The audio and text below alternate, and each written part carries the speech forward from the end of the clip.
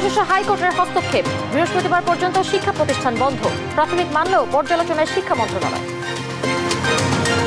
যে সমস্ত জেলায় তাপমাত্রা অনেক বেশি সেখানে বন্ধ থাকতে পারে। আদালত থেকে একটা এ বিষয়ে নির্দেশনা এসেছে, আমরা সেটা পর্যালোচনা করে সেটা যদি কপি আমাদের কাছে দেওয়া হয় তখন আমরা বলতে পারব। অসহনীয় গরমে পড়ছে দেশ। চুয়াডাঙ্গা ও মেহেরপুরে চলতি মৌসুমের সর্বোচ্চ তাপমাত্রা রেকর্ড। মের শুরুতে বৃষ্টির পূর্বাভাস। নির্বাচন নিয়ে নির্দেশ না মানা মন্ত্রী এমপির তালিকা উঠছে আওয়ামী লীগ সভাপতির টেবিলে। আজই আসতে পারে শাস্তির সিদ্ধান্ত। উপজেলা নির্বাচনে জমজমাট প্রচারণা। ভোটের দিন সকালেই যাবে ব্যালট, জানালেন ইসি হাবিব। প্রভাব ঠেকাতে কঠোর হুঁশিয়ারি। এবং পাহাড়ে কুকি চীনের অস্ত্র লুটের ঘটনায় শক্ত অবস্থানে পুলিশ। ঢাকা সহ সারা দেশে অস্ত্রাগার সহ স্থাপনায় নিরাপত্তা জোরদার।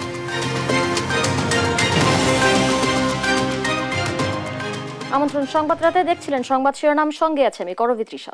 দেশে চলমান তীব্র তাপপ্রবাহের কারণে প্রাথমিক মাধ্যমিক স্কুল ও মাদ্রাসার ক্লাস আগামী বৃহস্পতিবার পর্যন্ত বন্ধের নির্দেশ দিয়েছেন আদালত। নির্দেশনা অনুযায়ী প্রাথমিক বিদ্যালয় বন্ধের সিদ্ধান্ত জানিয়েছে মন্ত্রণালয়। তবে রাজধানীতে এক অনুষ্ঠানে শিক্ষামন্ত্রী জানান, পর্যালোচনা করে পরবর্তী সিদ্ধান্ত নেওয়া হবে। আর ২৭ জেলার স্কুল কলেজ বন্ধের কথা জানিয়েছে শিক্ষা মন্ত্রণালয়। এদিকে অতি গরমে আজ স্কুলে গিয়ে ভোগান্তিতে পড়েন অনেক শিক্ষার্থী। কায়েস রাহাতকে সাথে নিয়ে ফজলে আদিত্যের রিপোর্ট। দেশজুড়ে অব্যাহত রয়েছে তীব্র তাপপ্রবাহ। এমন গরমে সোমবার ৫ জেলায় মাধ্যমিক পর্যায়ে শিক্ষা প্রতিষ্ঠান বন্ধ থাকলেও খোলা ছিল প্রাথমিক স্কুল, তবে কম ছিল উপস্থিতি। উত্তপ্ত আবহাওয়ায় স্কুলে এসে অসুস্থ হয়ে পড়েন অনেক শিশু। মাধ্যমিক বন্ধ থাকলেও শিশুদের স্কুল চলায় ক্ষোভ প্রকাশ করেন অভিভাবকরা। কারণ গরমে ছেলেপেলে তো অসুস্থ হয়ে পড়তেছে, গরমে স্কুলে আসলে অসুস্থ হয়ে পড়তেছে ছেলেপেলে। সকালে 2-1 ছাত্র আসছিল, অধিকাংশ আসেনি। সোমবার মাধ্যমিক বন্ধের সিদ্ধান্ত রাতে হওয়ায় না জেনে অনেকে এসে পড়েন স্কুলে। এতে বিপাকে পড়েন শিক্ষার্থী ও অভিভাবক। এসে দেখছি যে দারোয়ানরা বলতেছে যে কলেজ বন্ধ, কোনো স্যার ম্যাডাম আসেনি। এখন এটা আমাদের আগে কোনো নোটিশ দেওয়া হয়নি। আমরা আসলে স্কুলের কার্যক্রমে আসিনি, আমরা বাইরের একটি শিক্ষা সপ্তাহ চলছে সেই কারণে এসেছি। বলছে আজকে আবার যদি পরবর্তীতে যদি বন্ধ হয় তা জানাবে। অসহনীয় গরমে শিক্ষার্থীদের দুরবস্থার চিত্র আদালতের নজরে আনেন এক আইনজীবী। পরে বিচারপতি কে এম কামরুল কাদের ও বিচারপতি খিজির হায়াতের হাইকোর্ট বেঞ্চ স্বপ্রণোদিত হয়ে দাবদাহ বিবেচনায় প্রাথমিক ও মাধ্যমিক স্কুল এবং মাদ্রাসা আগামী বৃহস্পতিবার পর্যন্ত বন্ধ রাখার সিদ্ধান্ত নেন। কিছু কিছু ছাত্রছাত্রী দেখা যায় স্কুলে যাওয়ার পথে অসুস্থ হয়ে যাচ্ছে, আবার স্কুল শিক্ষকও মারা যাচ্ছে। তো ফুটবল যে এই মৃত্যুর দায় কে নেবে? ডিজি সাহেবকে বললো যে এই যে মৃত্যুগুলো হচ্ছে, 18 জন মানুষ মারা গেল, এই মৃত্যুগুলোর দায় কে নেবে? এটা কি শিক্ষা মন্ত্রণালয় নিবে না স্বরাষ্ট্র মন্ত্রণালয় নিবে? তো কোর্ট স্বপ্রণোদিত হয়ে একটা আদেশ দিল যে আগামী বৃহস্পতিবার পর্যন্ত প্রাইমারি স্কুল, হাই স্কুল এবং মাদ্রাসা বন্ধ থাকবে। আদালতের নির্দেশনা অনুযায়ী বৃহস্পতিবার পর্যন্ত প্রাথমিক বিদ্যালয় বন্ধ রাখার সিদ্ধান্ত জানিয়েছে প্রাথমিক ও গণশিক্ষা মন্ত্রণালয়। তবে রাজধানীতে এক অনুষ্ঠান শেষে শিক্ষামন্ত্রী জানিয়েছেন, উচ্চ আদালতের নির্দেশ পর্যালোচনা করে সিদ্ধান্ত জানাবেন শিক্ষা মন্ত্রণালয়। আদালত থেকে একটা এ বিষয়ে নির্দেশনা এসেছে, আমরা সেটা পর্যালোচনা করে সেটা যদি কপি আমাদের কাছে দেওয়া হয় তখন আমরা বলতে পারবো, কারণ এটা এখন পর্যন্ত সংবাদ মাধ্যমেই আছে। কোনো লিখিত নির্দেশনা পেলে আমরা সেই বিষয়ে সিদ্ধান্ত নিব যথাসময়ে। এপ্রিলের এই তীব্র খরাতাপের পর মেয়ের প্রথম সপ্তাহে বৃষ্টির সংবাদ দিল আবহাওয়া অফিস। এই যে বিদ্যমান তাপপ্রবাহ 1 মে 2024 সাল পর্যন্ত অব্যাহত থাকবে। 2 তারিখের পর বৃষ্টিপাত বৃদ্ধি পাবে এবং এই বৃষ্টিপাতটা 4 থেকে 5 দিন বিচ্ছিন্নভাবে অব্যাহত থাকতে পারে। কেবল বৃষ্টি হলে এই তাপমাত্রা কমে আসবে বলে জানান এই আবহাওয়াবিদ। ফজলে আদিত্য, দেশ টিভি, ঢাকা। এদিকে চলতি মৌসুমে দেশের সর্বোচ্চ তাপমাত্রা 43 ডিগ্রি সেলসিয়াস রেকর্ড করা হয়েছে চুয়াডাঙ্গা ও মেহেরপুরে। ঢাকা সহ দেশের 5 জেলায় মাধ্যমিক স্কুল ও কলেজ বন্ধ থাকলেও খোলা ছিল প্রাথমিক শিক্ষা প্রতিষ্ঠান। অনেক জায়গায় শিক্ষার্থীরা স্কুলে এসে গরমে অসুস্থ হয়ে পড়ে। এছাড়া তীব্র দাবদাহে খেটে খাওয়া শ্রমজীবীদের সঙ্গে সাধারণ মানুষও আছেন চরম ভোগান্তিতে। তীব্র রোদে গলে যাচ্ছে সড়কের বিটুমিনও। সহকর্মীদের পাঠানো তথ্যচিত্রে টুম্পা ফ্রিজের রিপোর্ট। চলতি মৌসুমে দেশের সর্বোচ্চ তাপমাত্রা 43 ডিগ্রি সেলসিয়াস রেকর্ড করা হয়েছে চুয়াডাঙ্গায়। দীর্ঘ 10 বছর পর চুয়াডাঙ্গায় তাপমাত্রা 43 ডিগ্রি হয়েছে বলে জানান আবহাওয়া পর্যবেক্ষক। চুয়াডাঙ্গা জেলার উপর দিয়ে অতি তীব্র তাপপ্রবাহ বয়ে যাচ্ছে। এই তাপপ্রবাহ আর 1 থেকে 2 দিন অব্যাহত থাকতে পারে। 10 বছর আগে চুয়াডাঙ্গার তাপমাত্রা 2014 সালের 21 মে রেকর্ড করা হয়েছিল 43.2 ডিগ্রি সেলসিয়াস। সোমবার জেলায় প্রাথমিক পর্যায়ের ক্লাস চললেও উপস্থিতি ছিল খুব কম। ক্লাস করতে এসে অনেকে অসুস্থ হয়ে পড়েন।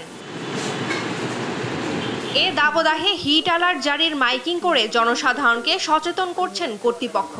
বৈশাখের খরতাপে বিপাকে পড়েছে নিম্ন আয়ের খেটে খাওয়া মানুষ। এই গরমে মনে করেন কাজ কামও তো সেরকম করতে গেলেও পারতেছি না। এই রোদে দাঁড়াতে গেলে গাছ তো ধরে যাচ্ছে, এত পরিমাণ তাপ, মানে আমার যানবাহন একদম আমাদের কলজে শুকিয়ে যাচ্ছে, আশাটা বের যাচ্ছে একেবারে। চুয়াডাঙ্গার মতো মেহেরপুরেও সোমবার বেলা 3টায় সর্বোচ্চ তাপমাত্রা রেকর্ড করা হয় 43 ডিগ্রি সেলসিয়াস। তাপমাত্রার সাথে অতিরিক্ত রোদ ও গরমে নাকাল জনজীবন। গরমে আমরা কাজ করতে পারছি না, শরীর ক্লান্ত হয়ে যাচ্ছে। গরম পড়ছে খুব, যান খুব খারাপ, গাড়ি চালানো খুব কষ্ট হয়েছে। এই 12টা বাইরে আর রোডে থাকা যাচ্ছে না, খুব সমস্যা হচ্ছে। নড়াইলের লোহাগড়া উপজেলার ইথনা স্কুল অ্যান্ড কলেজে প্রচণ্ড দাবদাহে বেলা 11টার দিকে স্কুল শাখায় 10 জন শিক্ষার্থী অসুস্থ হয়ে পড়ে। এদের মধ্যে 6 জন জ্ঞান হারায়। পরে তাদের প্রাথমিক চিকিৎসা দেওয়া হয়। বেলা 11:15 যখন বিদ্যুৎ ছিল না, আমার 6 জন শিক্ষার্থী এই তীব্র গরমের কারণে অসুস্থতা বোধে জ্ঞান হারায়। যশোরে তাপমাত্রা রেকর্ড করা হয়েছে 42.8 ডিগ্রি সেলসিয়াস। এর মধ্যেও খোলা ছিল প্রাথমিক বিদ্যালয়, তবে উপস্থিতির হার ছিল অনেক কম। আমার স্কুলে বন্ধ করার এই বিজ্ঞপ্তিটা অনেক ভালো লেগেছে। উত্তাপের জন্য যে সিদ্ধান্ত নিয়েছে ঠিকই আছে, আরও কিছুদিন বন্ধ থাকা উচিত। দাবদাহের কারণে রাজশাহী, পাবনা, পঞ্চগড়, নোয়াখালী সহ অন্যান্য জেলায়ও জনজীবনে নেমে এসেছে অস্বস্তি। অনেকেই অসুস্থ হয়ে পড়ছেন। হাসপাতালেও বাড়ছে রোগীর চাপ। টুম্পা আফরোজ, নিউজ ডেস্ক, দেশ টিভি।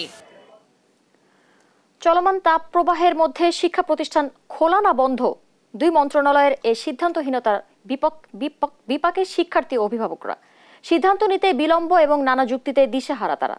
বিশেষজ্ঞরা বলছেন, বার্ষিক কর্মপরিকল্পনায় দুর্যোগ ব্যবস্থাপনার বিষয়টি বিবেচনায় নিলে এই সংকট দূর করা সম্ভব।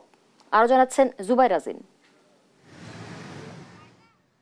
একদিকে যখন তীব্র তাপপ্রবাহে পুড়ছে দেশ, তখন শিক্ষা ও গণশিক্ষা মন্ত্রণালয়ের সিদ্ধান্তহীনতায় ভোগান্তিতে পড়েছে দেশের লাখ লাখ শিক্ষার্থী ও অভিভাবকরা। 2 সপ্তাহের বেশি সময় ধরে চলা তাপপ্রবাহের মধ্যে গত 21 এপ্রিল ঈদের ছুটি 1 সপ্তাহ বৃদ্ধির সিদ্ধান্ত দেয় শিক্ষা মন্ত্রণালয়। কিন্তু এরপর তাপমাত্রা আরও বেড়ে গেলেও 28 এপ্রিল শিক্ষা প্রতিষ্ঠান খোলার সিদ্ধান্তে অনড় থাকে মাধ্যমিক ও উচ্চ মাধ্যমিক শিক্ষা বোর্ড। সেই সিদ্ধান্তে একমত পোষণ করে গণশিক্ষা মন্ত্রণালয়ও। স্কুলে গিয়ে শিক্ষার্থীদের অসুস্থ হয়ে পড়ার খবর এলেও সারাদিন বিষয়টি কানে তোলেনি সরকারের 2 মন্ত্রণালয়। রাত 8টার পর হঠাৎই সিদ্ধান্ত আসে 5 জেলায় মাধ্যমিক ও উচ্চ মাধ্যমিক শিক্ষা প্রতিষ্ঠান সোমবার বন্ধ থাকবে। কিন্তু অদ্ভুত যুক্তি দেখিয়ে স্কুল চালু রাখার সিদ্ধান্তে অনড় থাকে প্রাথমিক ও গণশিক্ষা মন্ত্রণালয়। এতে চরম সিদ্ধান্তহীনতায় ভোগেন শিক্ষার্থী ও অভিভাবকরা। আমরা সকালে কলেজে আসছি, তখন আমরা জানতাম না যে কলেজ বন্ধ, কোনো নোটিশও পাইছি না আমরা, কিন্তু আমরা জানি না যে স্কুল বন্ধ। এরই এক পর্যায়ে সোমবার স্বপ্রণোদিত এক আদেশে হাইকোর্ট বৃহস্পতিবার পর্যন্ত দেশের সব শিক্ষা প্রতিষ্ঠান বন্ধের নির্দেশ দেন। এরপর টনক নড়ে প্রাথমিকের। দ্রুত সময়ের মধ্যেই স্কুল বন্ধের বিজ্ঞপ্তি জারি করে তারা। কিন্তু এবার স্কুল খোলা রাখতে আবারও যুক্তি সামনে আনেন শিক্ষামন্ত্রী। এখন এই শিক্ষার্থীরা কি প্রতিষ্ঠানে অসুস্থ হয়েছে নাকি বাইরে অসুস্থ হয়েছে সেটাও ভেবে দেখতে হবে। এখন শিক্ষার্থীরা বিদ্যালয়ে না থাকলে কোথায় থাকবে? আমরা আমাদের প্রান্তিক পর্যায়ে অনেক জায়গায় দেখেছি যে শিক্ষার্থীরা বিদ্যালয়ে না থাকলে মাঠে ময়দানে কর্মরত থাকে, কাজে থাকে। সেটা তাদের জন্য আরও বেশি বিপজ্জনক। বিশেষজ্ঞরা বলছেন, এই 2 মন্ত্রণালয়ের সমন্বয়হীনতা আর অপরিপক্কতায় ডুবতে বসেছে দেশের শিক্ষা ব্যবস্থা। সিদ্ধান্তহীনতায় ভুগি বলেই আমাদের দেশের শিক্ষা ব্যবস্থার এই সিদ্ধান্তগুলো, তেমন ধরনের শিক্ষাক্রম বারবার পরিবর্তন করতে হচ্ছে এবং এই পরীক্ষণের নামে আমাদের এই শিক্ষা ব্যবস্থাকে গিনিপিগে পরিণত করা হয়েছে। যে কারণে প্রয়োজনে অপ্রয়োজনে কর্তৃপক্ষের ব্যর্থতার কারণে আমাদের আদালতকেও এই দায়িত্ব নিতে হচ্ছে, যেটা একটা শিক্ষা ব্যবস্থার পরিকল্পনার জন্য এবং বাস্তবায়নের জন্য আমি মনে করি অত্যন্ত দুঃখজনক। তারা বলছেন, এই 2 মন্ত্রণালয়ের বার্ষিক পরিকল্পনায় দুর্যোগ ব্যবস্থাপনার কোনো স্থান নেই। আর সে কারণেই রশি টানাটানি, যার মাসুল দিতে হয় শিক্ষার্থী ও অভিভাবককে। দুর্যোগ মোকাবেলার জন্য কোনো পরিকল্পনা আমাদের এই বাংলাদেশের শিক্ষা ব্যবস্থায় কোনো কালে ছিল না, এখনো নাই। যার কারণে আমাদেরকে চরম হিস্সা দিতে হয়, বিশেষ করে আমাদের শিক্ষক, শিক্ষার্থী এবং আমাদের অভিভাবকেরা। এর আগে রমজানের ছুটি নিয়েও সিদ্ধান্ত দিতে না পারায় শেষ পর্যন্ত তা গড়ায় উচ্চ আদালতে। জুবায়ের রাজিন, দেশ টিভি, ঢাকা। নির্দেশনা সত্ত্বেও যেসব এমপি মন্ত্রী উপজেলা পরিষদ নির্বাচন থেকে তাদের স্বজনদের প্রার্থিতা প্রত্যাহার করাননি তাদের তালিকা উঠছে আওয়ামী লীগ সভাপতির টেবিলে। মঙ্গলবার দলের কেন্দ্রীয় কার্যনির্বাহী সংসদের সভায় এ নিয়ে আলোচনা হবে। নেতারা জানান, যারা দলীয় সিদ্ধান্ত মানেননি দল তাদের বিরুদ্ধে ব্যবস্থা নেবে, এ নিয়ে কোনো সন্দেহ নেই। জয় যাদবের রিপোর্ট। উপজেলা পরিষদ নির্বাচনে অংশগ্রহণ বাড়াতে এবং প্রভাব মুক্ত রাখতে দলের সংসদ সদস্য ও মন্ত্রীর স্বজনদের নির্বাচন থেকে সরে দাঁড়াতে নির্দেশনা দেয় আওয়ামী লীগ। কিন্তু দলীয় সিদ্ধান্ত অমান্য করেই প্রথম ধাপে ২০ জনেরও বেশি প্রার্থী মাঠে আছেন। দ্বিতীয় ধাপে প্রার্থী হয়েছেন প্রায় ৩৫ জনের মতো। এমন অবস্থায় মঙ্গলবার সন্ধ্যায় গণভবনে সভাপতি শেখ হাসিনার নেতৃত্বে বসছে আওয়ামী লীগের কেন্দ্রীয় কার্যনির্বাহী সংসদ। সভায় ১৬টি এজেন্ডা নির্ধারণ করা হলেও প্রাধান্য পাবে উপজেলা নির্বাচন। নেতারা বলছেন, স্বজনদের প্রত্যাহারের নির্দেশ দেওয়ার পর পরিস্থিতি জটিল হয়ে দাঁড়িয়েছে। সবাই এখন সভাপতির দিক নির্দেশনার অপেক্ষায়। এটা আপনি যতই বলেন, এটা খুব একটা জটিল বিষয়। আমরা অপেক্ষায় আছি যে ৩০ তারিখের নির্বাহী কমিটির মিটিংয়ের পরে আমরা দেখি যে কী সিদ্ধান্ত আসে। কোথায় যদি কোনো সুষ্ঠু নির্বাচনের জন্য কারো কোনো নেগেটিভ ভূমিকা থাকে, অবশ্যই সেগুলো আলোচনা হবে। কোথায় কোথায় মাননীয় সংসদ সদস্যদের স্বজনরা প্রার্থী হয়েছেন এবং তারা প্রার্থীপদ প্রত্যাহার করেননি, সে বিষয়টিতে আমরা রিপোর্ট উপস্থাপন করব। এরপরে আওয়ামী লীগের কেন্দ্রীয় নির্বাহী কমিটিতে বিষয়টি আলোচিত হতে পারে। নেতারা বলছেন, বিএনপি না আসায় দলের সবার জন্য নির্বাচন উন্মুক্ত থাকলেও রাজনৈতিক কৌশলগত কারণে এমপি মন্ত্রীর স্বজনদের সরে দাঁড়াতে বলা হয়েছে। যারা এই নির্দেশনা মানেননি তাদের বিরুদ্ধে নেওয়া হবে সাংগঠনিক ব্যবস্থা। দলের নির্দেশ তারা না মানে সেক্ষেত্রে দল তাদেরকে অবশ্যই তাদের জন্য ব্যবস্থা নেবে। শাস্তিমূলক ব্যবস্থার বহু কৌশল আছে, তার যে কোনো একটি বা একাধিক কৌশল এই সকল প্রার্থীদের ক্ষেত্রে আওয়ামী লীগ নিবে, এ ব্যাপারে সন্দেহের কোনো অবকাশ নেই। একজন রাজনীতিবিদ কিভাবে শাস্তির আওতায় আসবেন, এটি কখনো পাবলিক হয়, কখনো পাবলিক হয় না। কিন্তু যেহেতু দলের নির্দেশ তারা উপেক্ষা করেছেন, সেহেতু কোনো না কোনোভাবে তারা শাস্তির আওতায় আসবেন। এটি প্রকাশিত শাস্তি হতে পারে, অপ্রকাশিত শাস্তি হতে পারে। দলের নির্দেশ যারা না মানবে তাদের যে শোকজ দিয়ে তাদের বহিষ্কার করে দিবে, that is not the only solution. কিন্তু দলের বিপক্ষে অবস্থান নিলে তাদের মঙ্গল হবে না, এই ধরনের সিগন্যাল যাবে। উপজেলা নির্বাচন ছাড়াও বিভিন্ন দিবস ভিত্তিক কর্মসূচির পাশাপাশি ২৩ জুন দলের প্রতিষ্ঠার হীরক জয়ন্তী উদযাপনে বছরব্যাপী কর্মসূচিও চূড়ান্ত হবে কার্যনির্বাহী সংসদের সভা থেকে। জয় যাদব, দেশ টিভি, ঢাকা। আসন্ন উপজেলা নির্বাচন ঘিরে প্রচার প্রচারণায় ব্যস্ত প্রার্থীরা। ব্যানার ফেস্টুনে ছেয়ে গেছে নির্বাচনী এলাকা, পাশাপাশি মাইকেও চলছে প্রচারণা। ভোটারের কাছে গিয়ে উন্নয়নের নানা প্রতিশ্রুতি দিচ্ছেন প্রার্থীরা। পছন্দের প্রতীক নিয়ে জয়ের ব্যাপারে আত্মবিশ্বাসী সবাই। আগামী ৮ মে অনুষ্ঠিত হবে ৬ষ্ঠ উপজেলা পরিষদ নির্বাচনের প্রথম ধাপ। বিস্তারিত ডেস্ক রিপোর্টে। বাগেরহাটের কচুয়ায় জমে উঠেছে প্রথম দফা উপজেলা পরিষদ নির্বাচনের প্রচার প্রচারণা। তীব্র গরম উপেক্ষা করেই প্রার্থীরা ছুটে বেড়াচ্ছে নির্বাচনী এলাকায়। চাঁদাবাজ মুক্ত, ভূমি দখলকারী মুক্ত করার লক্ষ্যে কাজ করে যাবে। ৮ই মে যে ভোট গ্রহণ হবে উপজেলা পরিষদে, সেই ভোট গ্রহণে সাধারণ মানুষের ভোটে ইনশাল্লাহ আমি বিজয় অর্জন করব। উৎসব মুখর পরিবেশে যে নির্বাচন হয়, সেই নির্বাচন কচুয়াতে হবে। দলীয় প্রতীকবিহীন নির্বাচন হওয়ায় ভোটারদের মাঝেও এক ধরনের উৎসবের আমেজ। সুষ্ঠু নির্বাচনের লক্ষ্যে সব ধরনের ব্যবস্থা করা হবে বলে জানিয়েছেন জেলার রিটার্নিং অফিসার। ভোটাররা যাতে নির্বিঘ্নে ভোট দান করতে পারে এবং প্রার্থীরা যাতে ভোটারদের সন্তোষজনক ভোট পায়, আমরা এই ধরনের সকল প্রস্তুতি আছে। ময়মনসিংহের ৩ উপজেলায় বিরামহীন প্রচার প্রচারণা চালাচ্ছেন প্রার্থীরা, দিচ্ছেন উন্নয়নের নানান প্রতিশ্রুতি। বরিশালে ভোর থেকে গভীর রাত অবধি গণসংযোগে ব্যস্ত সময় কাটছে চেয়ারম্যান, ভাইস চেয়ারম্যান ও মহিলা ভাইস চেয়ারম্যান প্রার্থীদের। দাবদাহ উপেক্ষা করেই ছুটে বেড়াচ্ছে নির্বাচনী এলাকায়। সিরাজগঞ্জে জমে উঠেছে প্রথম দফা নির্বাচনের প্রচার প্রচারণা।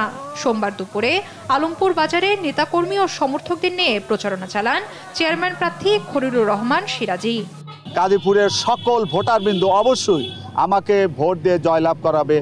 জামালপুরে হাটবাজার, চায়ের দোকান ও বিভিন্ন মহলের আড্ডায় জমে উঠেছে নির্বাচনী আমেজ। তীব্র গরম উপেক্ষা করেই ভোটারদের দাঁড়ে দাঁড়ে যাচ্ছেন প্রার্থীরা। সকল ভোটার ভাই বোনদের সেই সাথে গণসংযোগে ব্যস্ত সময় কাটছে নাটোর সদর, নলডাঙ্গা ও সিংড়া উপজেলার প্রার্থীদের।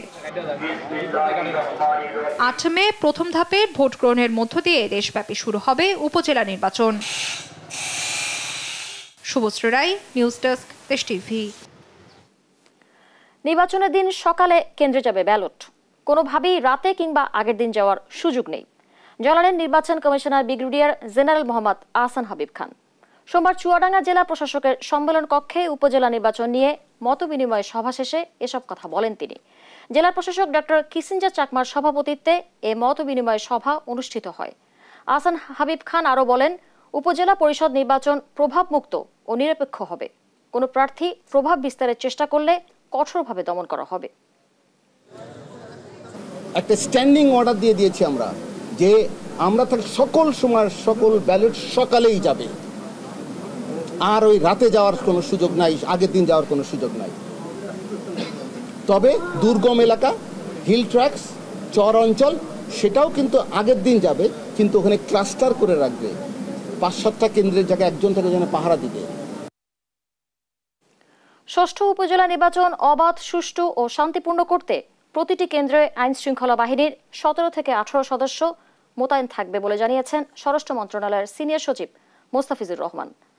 সোমবার বিকালে স্বরাষ্ট্রমন্ত্রী আসাদুজ্জামান খান কামালের সভাপতিত্বে উপজেলা নির্বাচনের আইন শৃঙ্খলা সংক্রান্ত সভা শেষে এ তথ্য জানান সচিব। তিনি জানান, প্রতিটি ইউনিয়নের একজন করে নির্বাহী ম্যাজিস্ট্রেট কাজ করবেন। নির্বাচন নিয়ে কোনো ধরনের সহিংসতার তথ্য নেই জানিয়ে সতর্কতা হিসেবে গুরুত্বপূর্ণ কেন্দ্রগুলোতে বাড়তি নজরদারি থাকবে বলেও জানান স্বরাষ্ট্র সচিব।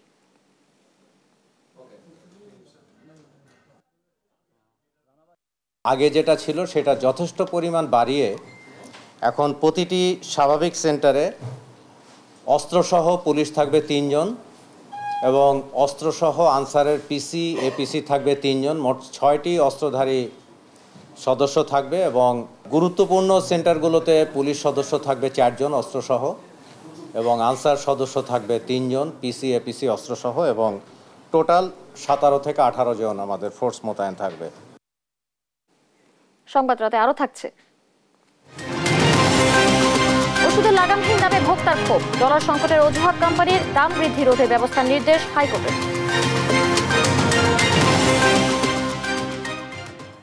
পাহাড়ে কুকিচিন সন্ত্রাসীদের অস্ত্র লুটের ঘটনায় শক্ত অবস্থান নিয়েছে পুলিশ। ঢাকা সহ সারা দেশে অস্ত্রাগার সহ পুলিশের গুরুত্বপূর্ণ স্থাপনায় নিরাপত্তা জোরদার করা হয়েছে। অস্ত্র গোলাবারুদের নিরাপত্তা নিশ্চিতের নির্দেশ দেওয়ায় পাশাপাশি প্রত্যেক থানায় নির্মাণ করতে বলা হয়েছে 3টি করে সেন্ট্রি পোস্ট। একই সঙ্গে ডিএমপির সব থানা ফাঁড়ির নিরাপত্তা নিশ্চিত ও অ্যালার্ম স্কিম প্রণয়নের নির্দেশনা দেওয়া হয়েছে। শাহাদাত নিশাদের রিপোর্ট।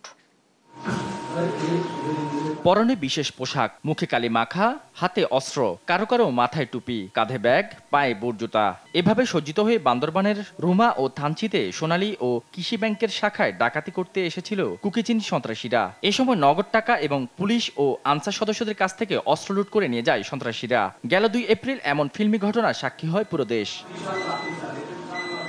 এ ঘটনায় অনেকটাই নড়েচড়ে বসে পুলিশ। দেশের সব থানায় পুলিশের স্থাপনা ও অস্ত্রগোলা বারুদের নিরাপত্তা জোরদারের নির্দেশ দিয়েছে পুলিশ সদর দপ্তর। অস্ত্র লুটের ঘটনাকে কেন্দ্র করে পুলিশের ইউনিটগুলোতে অ্যালার্ম প্যারেডের নির্দেশনাও দেওয়া হয়েছে।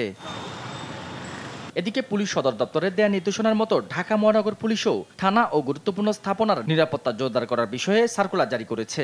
এতে বলা হয়, প্রত্যেক থানায় কমপক্ষে 3টি স্থায়ী সেন্ট্রি পোস্ট নির্মাণ করতে হবে। তবে বাস্তব অবস্থার পরিপ্রেক্ষিতে এই সংখ্যা কম বেশি হতে পারে। সিসিটিভি ক্যামেরার আওতায় যাতে পুলিশের সব স্থাপনা থাকে সেদিকেও খেয়াল রাখতে বলা হয়।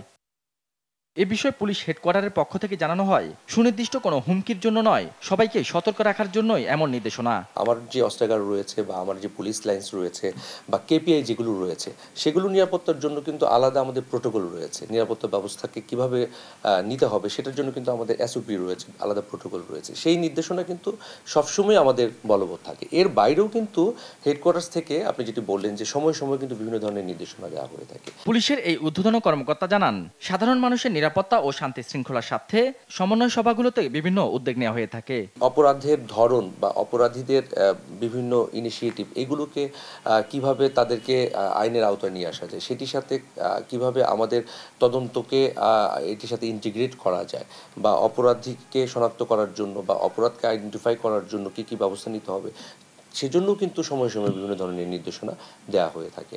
একই সঙ্গে পুলিশের নিরাপত্তার বিষয়েও সতর্কতার কথা জানান পুলিশ সদর দপ্তরের এই কর্মকর্তা। শাহাদাত নিশাদ, দেশ টিভি, ঢাকা। উন্নয়নের নামে গোটা দেশকে গ্যাস চেম্বার বানিয়েছে সরকার, এমন অভিযোগ করেছেন বিএনপির সিনিয়র যুগ্ম মহাসচিব রুহুল কবির রিজভী। চলমান প্রচণ্ড দাবদাহে নগরীর পথচারী ও শ্রমজীবী মানুষের মাঝে বিশুদ্ধ পানি ও স্যালাইন বিতরণকালে একথা বলেন তিনি। সোমবার দুপুরে রাজধানীর খিলগাঁওয়ে ওয়ার্ড বিএনপি আয়োজিত অনুষ্ঠানে তিনি জানান, কয়লা পুড়িয়ে বিদ্যুৎ উৎপাদন সরকারের ভুল সিদ্ধান্ত। বলেন, সরকার বেনজির আহমেদ ও আসাদুজ্জামানকে ব্যবহার করেছেন জোর করে ভোটারবিহীন নির্বাচন করতে। পুলিশকে সত্যের পক্ষে কাজ করার আহ্বানও জানান বিএনপির এ নেতা।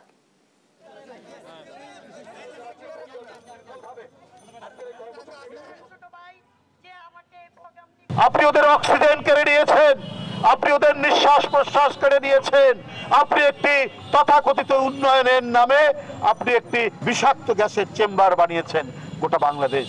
আজকে বৃক্ষ নেই, আজকে নদী ভরাট, আজকে জলাশয় ভরাট, আজকে 28 দিন চলছে এই তপ্ত খরা, এই তপ্ত প্রবাহ। এর মধ্যে 17 জন মানুষ মারা গেছে স্কুলের ছাত্র, মারা গেছে স্কুলের শিক্ষক। দেখছেন সংবাদরাত। রিজার্ভ ও রাজস্ব বাড়াতে বাংলাদেশ ব্যাংকে নির্দেশনা দিয়েছে আইএমএফ। সোমবার দুপুরে বাংলাদেশ ব্যাংকের গভর্নর সহ নীতি নির্ধারকদের সঙ্গে মধ্যবর্তী আলোচনায় এ নির্দেশনা দেন আইএমএফ প্রতিনিধিরা। বাজেটের আগে ঋণের শর্ত পূরণের অগ্রগতিও জানতে চেয়েছেন তারা। ইফতেখার রেজার রিপোর্ট।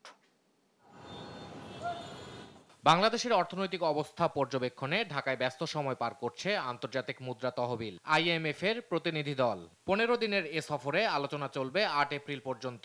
আলোচনা শেষে পর্যবেক্ষণ দেবে আইএমএফ। বাংলাদেশ ব্যাংকে দুপক্ষের এ বৈঠকে ক্রলিং পেগ সিস্টেমে ডলারের সর্বোচ্চ ও সর্বনিম্ন দর নির্ধারণে ব্যাংকগুলোকে নির্দেশনার কথা জানানো হয়। বাংলাদেশ ব্যাংক মুখপাত্র আরো জানান, জলবায়ু পরিবর্তনের প্রভাব মোকাবেলায় বাংলাদেশ ব্যাংককে আগামীর কর্মপরিকল্পনা নিতে বলেছে আইএমএফ। ভবিষ্যতের যেটা তারা করতে চান সেই জিনিসগুলো কিছু কিছু বিষয়ে ব্যাখ্যা করেছেন। যেমন আমাদের একটা কম্পোনেন্ট আছে আপনার জলবায়ুর যে প্রভাব অন দ্য ফাইন্যান্সিয়াল সেক্টর, সেই জিনিসগুলো তারা climate stress testing on financial sector, সেটাও একটা ফ্রেমওয়ার্ক তৈরি করতে বলেছেন। রিজার্ভ ও রাজস্ব নিয়ে গভর্নরের সঙ্গে আলোচনা করেছে আইএমএফ প্রতিনিধি দল। এতে প্রাপ্ত তথ্য পর্যালোচনা করবে আইএমএফ। তথ্য নিয়েছে আমাদের কাছে এবং তাদের যে অ্যানালাইসিস সেটার পরে হয়তো যখন ক্লোজিং সেশন হবে মিশনের, তখন তারা এই বিষয়গুলো কমেন্ট করবে। তবে ব্যাংক একীভূতকরণ নিয়ে কোনো আলোচনা হয়নি বলেও জানান বাংলাদেশ ব্যাংক মুখপাত্র। ইফতেখার রেজা, দেশ টিভি, ঢাকা। চীন থেকে ডিসকাউন্ট মূল্যে কৃষি যন্ত্রপাতি আমদানি আরও বাড়াতে হবে বলে জানিয়েছেন কৃষিমন্ত্রী ডক্টর আব্দুস শহীদ। সোমবার সচিবালয়ে নিজ দফতরে ঢাকায় নিযুক্ত চীনের রাষ্ট্রদূত ইয়াও ওয়েনের সঙ্গে বৈঠকের পর সাংবাদিকদের তিনি এ তথ্য দেন। মন্ত্রী বলেন, চীনের সঙ্গে বাংলাদেশের দীর্ঘদিনের সম্পর্ক রয়েছে। এখন তারা বিভিন্ন বিষয়ে কারিগরি সহায়তা আরও বাড়াবে। চীন থেকে অনেক যন্ত্রপাতি আনা হচ্ছে, আগামীতে তা আরও বাড়বে। চীন বাংলাদেশ থেকে মিষ্টি আম নিতে খুবই আগ্রহী বলেও জানান আব্দুস শহীদ।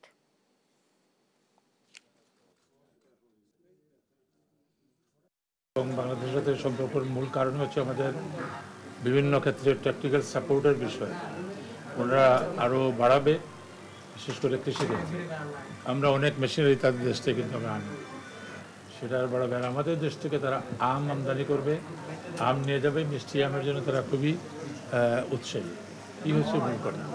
আমরা হারভেস্টার চাই, আমরা পাওয়ার টিলার চাই, আমাদের যেগুলো প্রয়োজন উৎপাদন বৃদ্ধির জন্য এবং সেটা ডিসকাউন্ট প্রাইসে যাতে পাই, সেটার জন্য তারা আমাদেরকে সাহায্য করবে।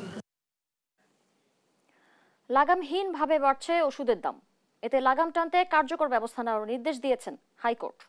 একই সঙ্গে ওষুধের মূল্য বৃদ্ধি রোধে কর্তৃপক্ষের নিষ্ক্রিয়তা কেন অবৈধ ঘোষণা করা হবে না জানতে চেয়ে রুলও জারি করেছেন আদালত। সাবরিনা মজুমদারের রিপোর্ট। নিত্য প্রয়োজনীয় প্রায় সব পণ্যের অস্বাভাবিক দামে নাভিশ্বাস অবস্থা সাধারণ মানুষের, সেখানে ওষুধ ভেদে বড় ব্যবধানে দাম বাড়ায় মানুষ পড়েছেন বাড়তি বিপাকে। গেল 2 মাসে দেশের বিভিন্ন ওষুধ কোম্পানি ওষুধের দাম বাড়িয়েছে লাগামহীনভাবে। সবচেয়ে বেশি বাড়ানো হয়েছে অ্যান্টিবায়োটিক ট্যাবলেট, ডায়াবেটিস রোগীদের ইনসুলিন ও ইনজেকশনের দাম।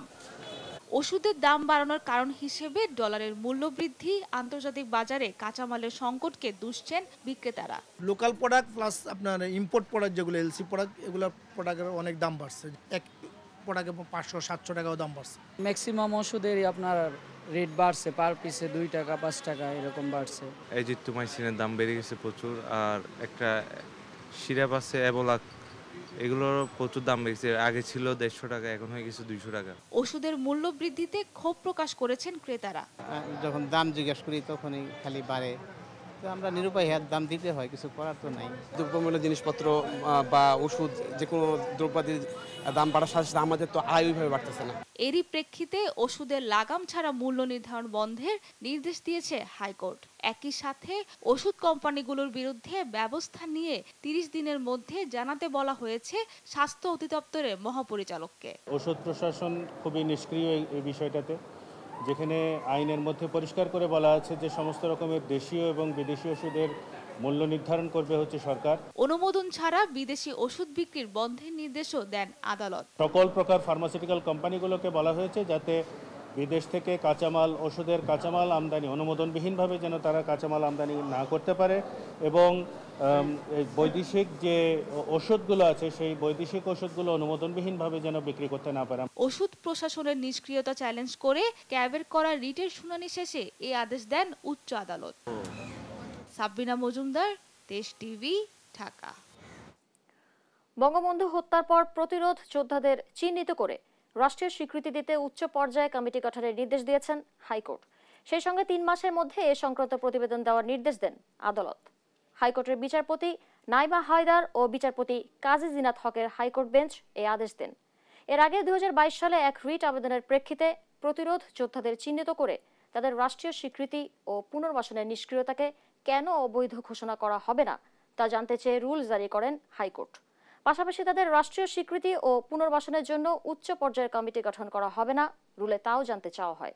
ওই রুলের চূড়ান্ত শুনানি শেষে আজ রায় ঘোষণা করা হলো।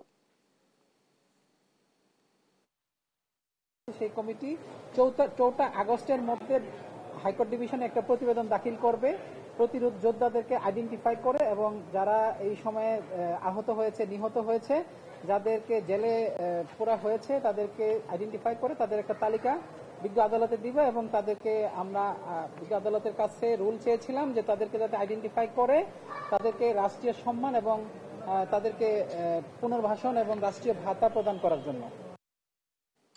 সংবাদ রাতে আরো থাকছে।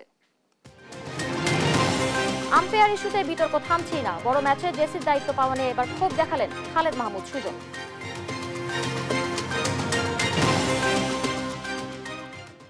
বুয়েটে হিজবুত তাহরির ও মৌলবাদী সংগঠনের কার্যক্রম রয়েছে বলে দাবি করেছেন শিক্ষার্থীদের এক অংশ। সোমবার বিকালে বুয়েট ক্যাম্পাসের শহীদ মিনারের সামনে সাংবাদিকদের কাছে এ দাবি করেন তারা। ক্যাম্পাসের নির্দিষ্ট গোষ্ঠী শিক্ষার্থীদের সামাজিকভাবে হেনস্থা ও ব্যক্তিগতভাবে হত্যার হুমকি দিয়ে আসছে বলেও অভিযোগ করেন শিক্ষার্থীরা। এদের চিহ্নিত করে ক্যাম্পাস থেকে বহিষ্কার সহ আইনি ব্যবস্থা নেওয়ার দাবি জানান তারা।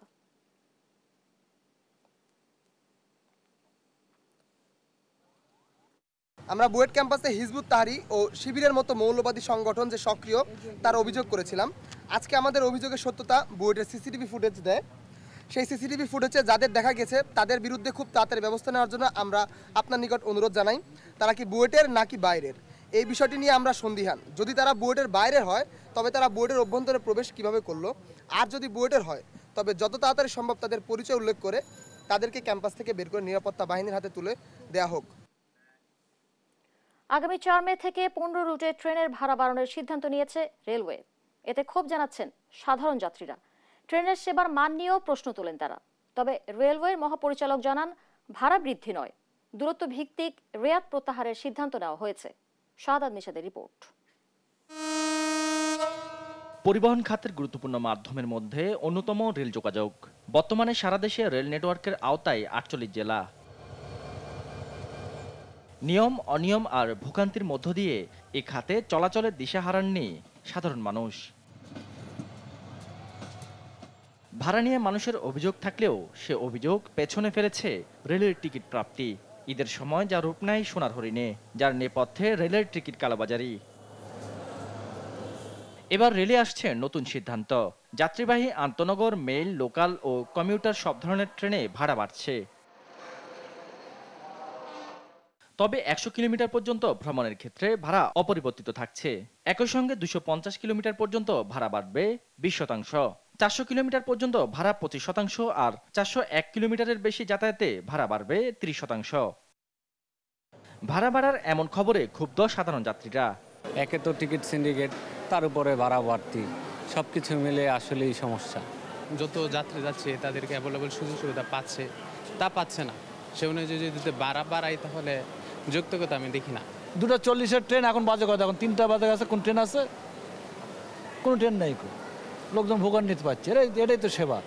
তবে ভাড়া বাড়ার বিষয়ে খোলাসা করেন রেলের মহাপরিচালক। দেশ টিভিকে জানান, ভাড়া বৃদ্ধি নয়, প্রত্যাহার করা হচ্ছে দূরত্বের ওপর দেয়া ভর্তুকি। ভাড়া বৃদ্ধির কোনো বিষয়ে আমরা কোনো সিদ্ধান্ত নিইনি। আমাদের যে প্রচলিত ভাড়ার সঙ্গে যে রেয়াতি সুবিধা ছিল, সেই রেয়াতি সুবিধাটা আমরা শুধুমাত্র প্রত্যাহার করেছি। এবং সেই সুবিধাটুকু কোথা থেকে ছিল? 100 কিলোমিটারের উপরে যারা যায়, অর্থাৎ যারা দূরপাল্লায় যাবে, এক শহর থেকে আরেক শহরে আন্তনগর ট্রেনে অথবা অন্য ট্রেনে, তাদের জন্য প্রযোজ্য। রেয়াত প্রত্যাহারের মাধ্যমে আগামী 4 মে থেকে ট্রেনে ভাড়া সমন্বয় করা হবে বলেও জানান সরদার শাহাদাত আলী। শাহাদাত নিশাদ, দেশ টিভি, ঢাকা। পুরান ঢাকার বংশালে 3 বছর আগে উদ্বোধন হয় বাংলাদেশ মাঠ, কিন্তু এখনো পুরোপুরি নির্মাণ কাজই শেষ হয়নি ঐতিহ্যবাহী মাঠটির। জলসবুজ প্রকল্পে নির্মিত মাঠটিতে নেই সবুজের কোনো চিহ্ন। ওয়াকওয়েতে লাগানো গাছগুলো যাচ্ছে মরে। সিটি কর্পোরেশনকে দুষছে লোকবলের অভাবকে। আর মাঠের নকশাকার স্থপতি রফিক আজম বলছেন, সিটি কর্পোরেশনকে বারবার বলা সত্ত্বেও কোনো আমলে নিচ্ছে না তারা। বিস্তারিত নিয়াজ মোর্শেদের প্রতিবেদনে। কথা ছিল নকশার মতো 12 কোটি টাকা ব্যয়ে নির্মিত এমন দৃষ্টিনন্দন হবে পাকিস্তান মাঠ থেকে বদলে যাওয়া বাংলাদেশ মাঠ। সবুজ ঘাসে মোড়া থাকবে মাঠ, আর পাশেই থাকবে ওয়াকওয়ে। মাঠের উত্তর পাশে নির্মিত হবে বাংলাদেশ স্পোর্টিং ক্লাবের জন্য ক্লাব আর কফি শপ। জল সবুজ প্রকল্পের আওতায় নকশা অনুযায়ী মাঠ নির্মাণ হলেও সবুজের কোনো চিহ্ন নেই। ধুলো আর বালির মধ্যে খেলছে শিশুরা, আর ঘাস না থাকায় শিশুরা ক্রিকেট খেলতে পারছে না। বাধ্য হয়ে কেউ খেলে পাশের ওয়াকওয়েতে। মাঠে যদি বালু কম হতো বা ঘাস হতো, পানির মতন কোনো ব্যবস্থা থাকতো তাহলে ভালো হতো। হালকা ঘাস করলে ক্রিকেট ফুটবল দুটোটাই খেলতে সুবিধা হবে। মাঠটাতে বালু বেশি একটু, এই জন্য একটু সমস্যা হয়। বালুটা কম থাকলে বালু ধুলাবালি বেশি হলো, তো এই জন্য আমরা ভিতরে খেলি না। স্থানীয় এই ফুটবল খেলোয়াড় মোহাম্মদ ওয়াহিদ জানান, সিটি কর্পোরেশনের কোনো লোক নিয়োগ দেয়নি, এজন্য নিয়মিত পানিও দেওয়া হয় না এ মাঠে। কোনো ধরনের দারোয়ান কোনো আইসা দেখবো, গাছ টাছ পানি দেওয়ার কোনো লোকজন, কোনো কিছু না। আর বারবার ঘাস লাগালেও ঘাস হয় না বলে অভিযোগ স্থানীয়দের। এই মাঠ আর উন্নত হবে না, এই কারণে মাঠে কোনো ইয়া নাই, যতই দুবলা করুক হয় না, এটা টিকে না। কথা বুঝতে পারছেন? তবে এ মাঠের নকশাকার স্থপতি রফিক আজম বলেন, এখানে কৃত্রিম ঘাস ব্যবহার করতে হবে। বারবার সিটি কর্পোরেশনকে বলা হলেও তারা আমলে নিচ্ছে না। অ্যাস্ট্রোটার্ফ বা কৃত্রিম ঘাস যে বাংলায় বলি, টার্ফ ব্যবহার করেছে, অত্যন্ত উন্নত, যেটা ওয়ার্ল্ড ক্লাস ফুটবল খেলা হয় যেরকম এরকম। ওগুলা কিন্তু সঙ্গে সঙ্গে হয়েছে কি একদম সবুজ হয়েছে, বৃষ্টির পানি পরে মাটির নিচে চলে যাচ্ছে, যে সমস্যা কোথাও হচ্ছে না, কিন্তু ধুলা আর উঠছে না কোনো, এবং বাচ্চারা কিন্তু খুব সেফলি খেলতে পারছে, তাদের ব্যথাও লাগছে না। তো এই মাঠটাতে সেটা করার জন্য আমরা রিকোয়েস্ট করেছি অনেকবার নানানভাবে, কিন্তু এটা করা হয়নি। এমনকি মাঠের পাশে লাগানো বড় বড় গাছও অযত্নে মরে গেছে। সিটি কর্পোরেশনের অবহেলাকেই এর জন্য দায়ী করেন পরিবেশবাদীরা। অনেক ক্ষেত্রে অবহেলা ইন্টেনশনালি করা হয়। আপনি বহু জায়গায় দেখবেন গাছের নিচে আপনার অ্যাসিড দিয়ে গাছ মেরে ফেলা হয়, কারণ আপনি তো আরেকটা প্রজেক্ট করবেন এখানে গাছ অপসারণ এবং গাছ লাগানোর জন্য। সিটি কর্পোরেশন বলছে পর্যাপ্ত লোকবল না থাকায় নজরদারি করতে পারছে না। সমস্যা ছিল সেটি হচ্ছে যে জনবল, তো আমরা জনবলটা নিয়োগ করতেছি, হয়তো কিছুদিনের মধ্যে আমরা জনবল নিয়োগ করে ফেলতে পারবো। তখন আমাদের এই উদ্যান বলেন, মাঠ বলেন, এই সমস্ত ক্ষেত্রে আমাদের যে মনিটরিং বা দেখাশোনার যে কার্যক্রমগুলো সেই ক্ষেত্রে আর সমস্যা থাকবে না।